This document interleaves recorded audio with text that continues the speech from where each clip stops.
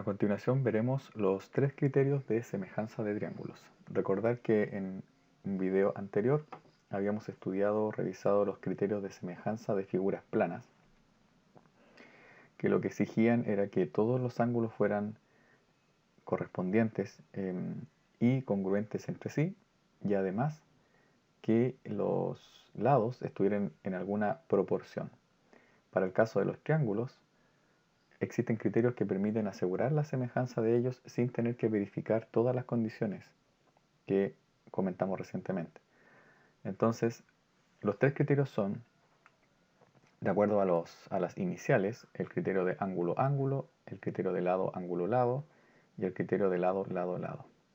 Es importante notar que, sobre todo en estos casos con tres iniciales, existía la misma forma de nomenclatura para congruencia de triángulos, y recordar entonces que solamente una coincidencia en los nombres, pero recordar que se refieren en este caso para criterios de semejanza. Por lo tanto, nos vamos a referir a cosas diferentes.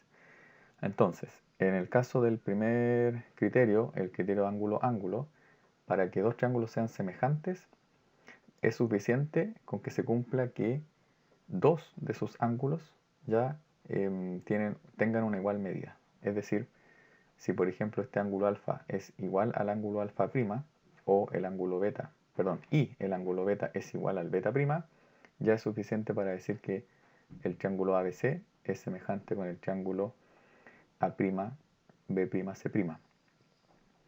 Esto tiene que ver principalmente con el hecho que ya se estaría cumpliendo el hecho de que el tercer ángulo también sería el mismo en este caso. Y, por ejemplo, si este ángulo fuera de 45 grados aproximadamente, y este ángulo podría ser también un ángulo de 40 grados, entonces, dando lo mismo aquí, quiere decir que este ángulo y ese ángulo, la única opción que tienen es de que son ambos iguales también. Ahora pasemos al caso del criterio del lado ángulo-lado. En este caso lo que debe cumplirse, según el nombre que aparece aquí, lado ángulo lado, debe darse que hayan dos pares de lados correspondientes que sean proporcionales. Eso es diferente al criterio de congruencia. Aquí las medidas tienen que ser proporcionales. Si particularmente esa proporción es 1, entonces estamos hablando de un criterio de congruencia, pero en este caso bastaría con que simplemente sean proporcionales. ¿Y qué significa proporcional? Significa que, primero, tenemos que si el lado AB lo dividiéramos por la medida de el A', B', es decir, este lado AB lo dividiéramos por ese, estos lados son proporcionales. Ahora, no podemos usar la forma de distinción que usábamos en congruencia, que era indicar estas líneas diciendo que son iguales.